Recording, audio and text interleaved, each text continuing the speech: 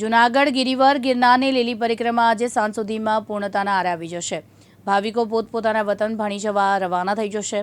લીલી પરિક્રમા દરમિયાન અત્યાર સુધીમાં 7.5 થી 8 લાખ જેટલા લોકોએ પુણ્યનું ભાથું બાંધ્યું છે। સિઝનને લઈને દર વર્ષ કરતાં ભાવિકોની સંખ્યામાં ઘટાડો નોંધાયો છે।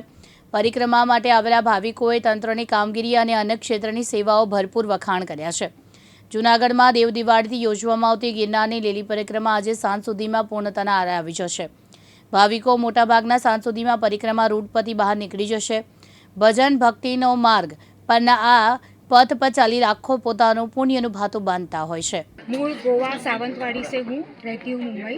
हर साल गिरनार परिक्रमा करने आती हूँ और हर साल जगह जगह प्लास्टिक का कूड़े का ढेर देख के मेरा जी जलता था, क्योंकि मैं मुंबई के एक अच्छे स्कूल में सोशल साइंस डिपार्टमेंट की एचओडी हूँ। हम बच्चों को सिखाते हैं कि प्लास्टिक का कचरा करना नहीं, और इधर कचरे का ढेर देख के मेरा जी जलता था। Gujarat police and Gujarat forest police का बहुत बहुत बधाई। आपने ये जो इनिशिएटिव लिया है, इसकी वजह से आज मुझे यहाँ पे चलते जो मुझे पवित्रता दिखाई दी। जहाँ स्वच्छता होती है वहाँ पवित्रता होती है। और सबसे बड़ी बात मैं ये कहना चाहती हूँ, हम तीर्थ क्षेत्र आते क्यों हैं? हमारे कर्म, बुरे कर्म कटने के लिए। लेकिन अगर हम वहाँ पे ही कचरा डालें,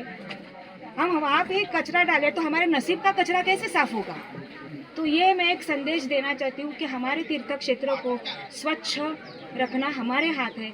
और मैं गुजरात सरकार, गुजरात पुलिस और गुजरात फॉरेस्ट पुलिस को बहुत बहुत बधाई देना चाहती हूँ। प्रकाश दवे साथे यज्ञेश भट्ट, दिव्यांग न्यूज़, जूनागढ़।